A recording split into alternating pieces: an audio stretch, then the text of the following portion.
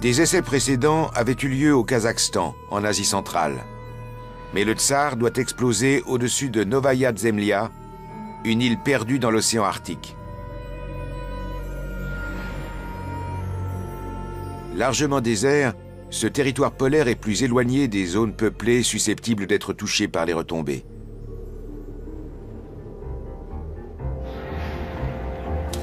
À l'aube, l'équipage chargé de cette mission historique reçoit les dernières consignes. Le suivi de l'opération doit être assuré depuis une base militaire du nord de la Russie, à 1000 km de là. Les hommes ont été triés sur le volet et l'avion transformé pour la circonstance. Le Tsar, qui pèse 27 tonnes, a été doté d'un parachute et doit être largué à une altitude d'environ 13 000 mètres. Il doit chuter de près de 8000 mètres avant d'exploser. Ce qui, espère-t-on, laissera le temps à l'équipage d'échapper à la déflagration. Tout le monde était très inquiet. Zakharov a dit « Ils vont faire quelque chose qui ne s'est jamais produit nulle part sur la planète. » Impossible de tout prévoir.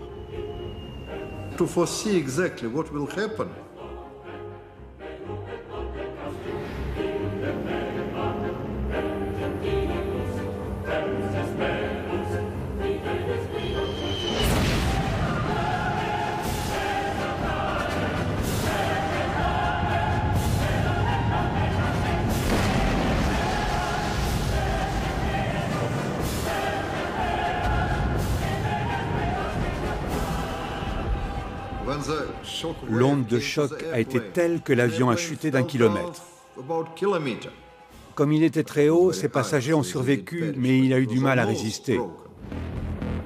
L'explosion d'origine humaine la plus gigantesque de tous les temps produit un champignon qui culmine à 65 km, soit environ 7 fois la hauteur de l'Everest. Des bâtiments sont détruits dans un rayon de plus de 100 km et des vitres soufflées à 500 km.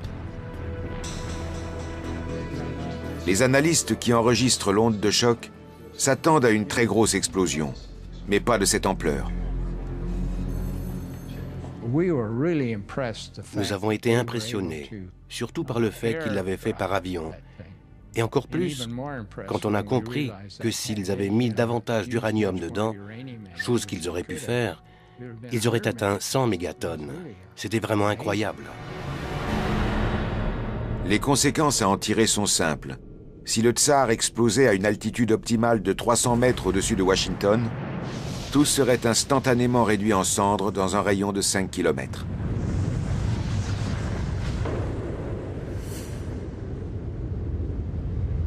Dans un rayon de 20 km, les gens seraient brûlés au 3e degré et les bâtiments seraient détruits à plus de 30 km. Dans ce scénario, la bombe tuait sur le coup plus d'1 million de personnes, peut-être 3,5 millions au total.